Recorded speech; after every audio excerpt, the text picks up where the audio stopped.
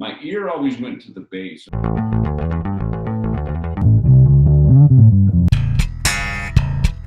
You're playing the bass parts on guitar. So I heard bass.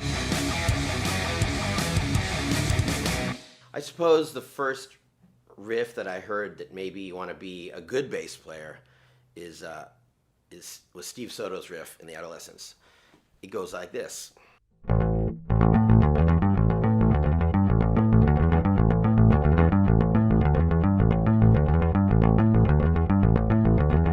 That's it. The first riff I ever learned was either the second song on Bad Religion's first album, which goes,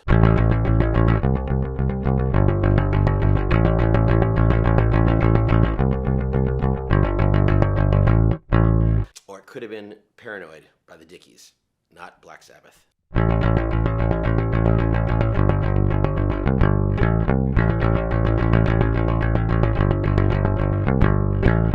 What was the bass line, riff, whatever, that made you want to pick up the instrument? You know, this is funny because there's a couple of them that really made me want to play. There was the Rush thing, of course, or the Free Will, right?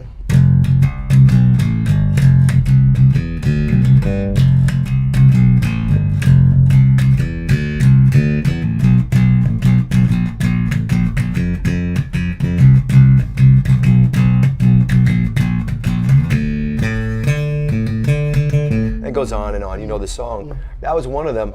Someone asked me to illustrate a couple of things that made me want to pick up the bass and start playing. So for me, that was, since I'm an old guy, I started very, very young.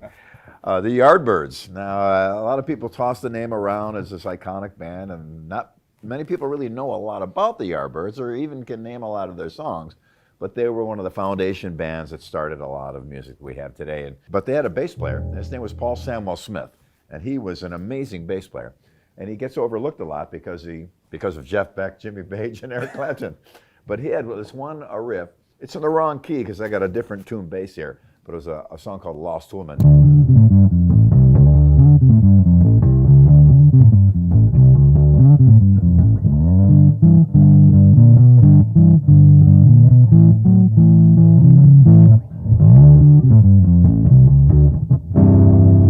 Was at the time about 66.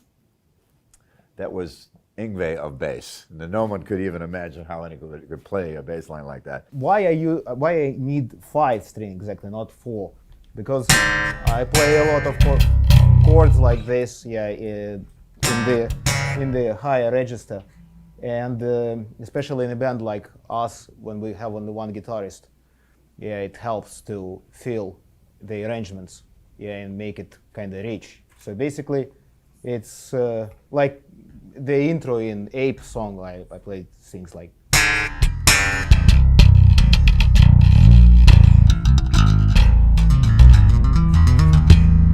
Yeah, mix it with stepping, and then it kind of sounds bigger. Yeah, because I'm using the whole range I have on my guitar. You know, Kiss Alive came out, and I just remember the bass lines. You know, Gene's lines are so incredible. They're just so inventive, and especially the way they really often don't mimic the guitar parts. You know, they're very different. And then like Firehouse, whatever. Ooh, yeah. You know, Gene always had these pulsating lines, you know, and then you watch videos of him and he's kind of doing his head and he's kind of doing the monster thing. And it's just very, it's like the pulse of the Kiss sound, you know. At first, I didn't really like it that much. Brad, the singer of Sublime, he drilled it in my head, and finally I ended up loving it. But at first, I didn't like it that much. We were playing like the specials, you know, like Gangsters. You know.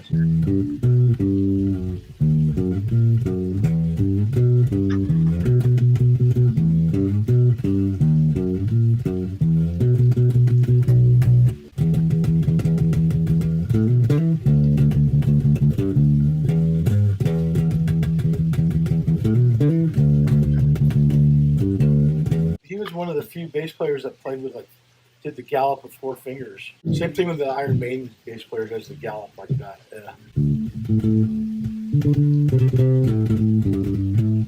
Pretty cool.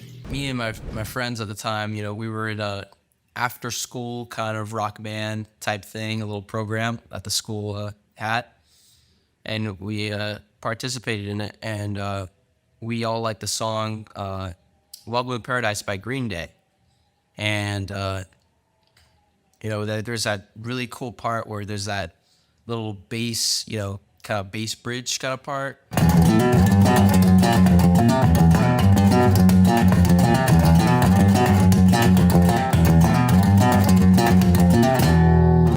You know, and I love that part. You know, I thought it was awesome, and I still think it's awesome to this day. I mean, it's one of my favorite bass lines. Steve Harris's aggressive style of attacking the instrument rather than just, you know, that was, you know, it's a cool lick, but it's no, you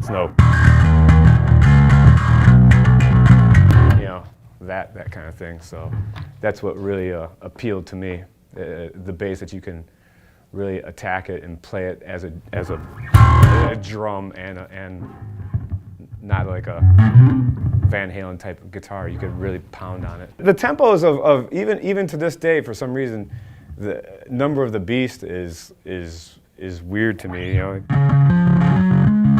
I don't know if I'm just musically inept, but I just always, the way I always hear it is just not like him.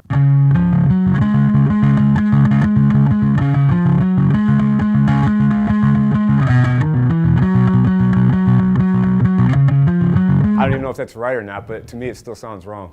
Other bands that influenced me, everyone was play this, but I learned an Iron Maiden song.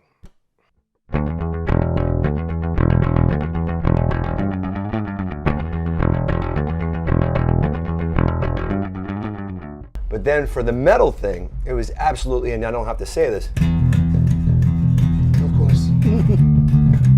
Iron Maiden Killers. Of course. Steve Harris is a big influence. Geddy Lee's a big influence, still to this day. And Geezer Butler, really. All 3 of those guys, instrumental in making me want to just pick up an instrument. Well, the bass specifically, but man, I tried guitar first. Oh, really? You know, I tried guitar, but I was playing, and I was jamming with Charlie Benanti from Anthrax. We grew up together, so we're related. And he's the guy that pretty much, him and my friend Mike, they just told me, you're playing the bass parts on guitar. So I heard bass, you know what I mean? So it just made sense to switch it over. And once I switched to the bass, it was automatic. It was like a click in, something clicked, and it worked out. Paul McCartney, of course, from the Beatles, was a huge thing for me. Again, tuned differently, but the song "Rain."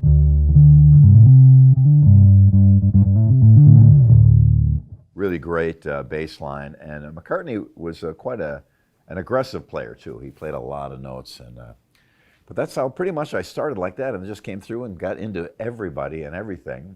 Are you influenced by Ryan Martin? Yeah, it's obvious. Yeah, yeah. This brdang thing is now a meme. This guy definitely stepped over all limits which were before him, and managed to implement a number of new techniques, and not only just pure techniques, but also ways musically playing some scales and notes, which had not been used before him. And also the sound was and sound too, So this bass, with a lot of compression, but which dominated the mix. If you ask me, I really love the intro part of Judgment and Punishment.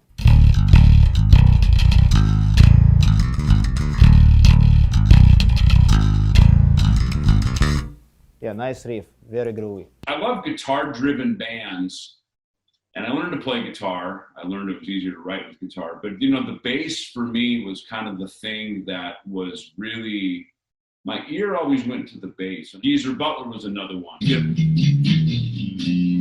Which,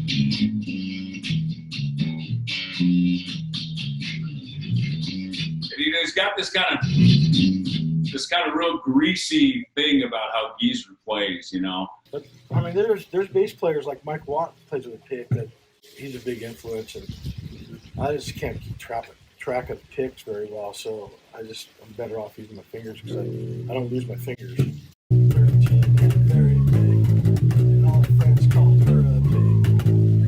We called her fat. She thought we were joking. She filled six shopping carts at the store. Then she went back to get one more. She couldn't even fit it all through the door. Without food life, just a bore. She was 13 and very big, and all her friends called her a pig. 13 and fat, and on her butt she said, that was about my friend's sister, the singer's sister. 13 and fat, pretty good. And one very defining thing as a musician, as a bass player for me, was the gig Live After Death from Iron Maiden. Every day after school, I got home and I played this gig every day just to learn to do the Steve Harris galloping.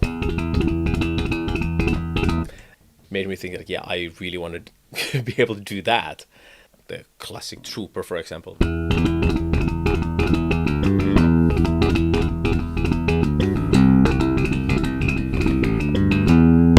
What's also interesting about him, he was using power chord. Well, let's take the Trooper again, like, especially on live, you can see he does it.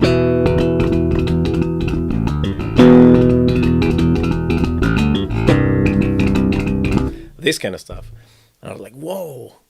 That way you give kind of boost, especially if you on live situation when like in Iron Maiden, both guitar players are doing melodies because they always have this harmony thing going on. So this bass comes in and makes it more bigger.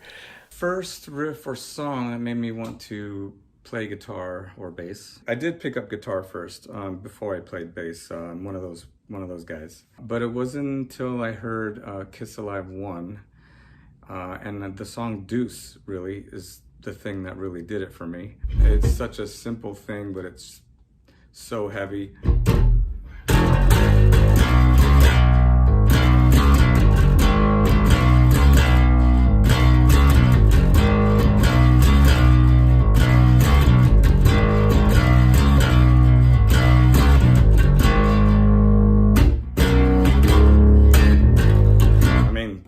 I was sold after that. Venom started in there too, you know, right around that same time. And Kronos' style, I think, he was coming from Kiss, I think, too, just because with his, you know, I'm not getting the feedback you need here with this thing, but just the bass lines, man. I mean, that's what it's all about. Hearing that bass, just that rumbling, you know, the witching hour, you know.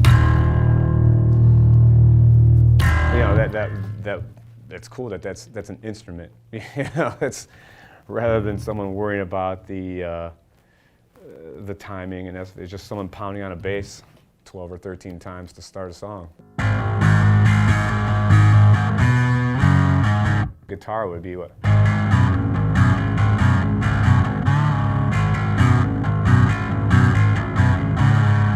The bass is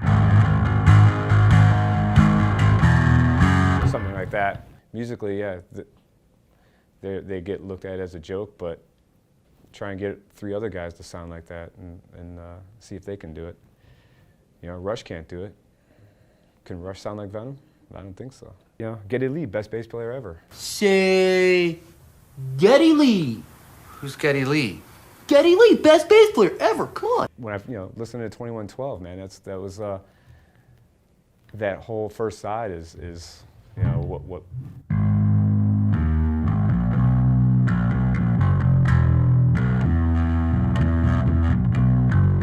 You know, just that riff alone, you know, is f***ing great.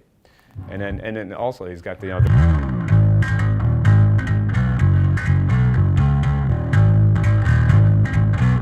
know, just those riffs are great. And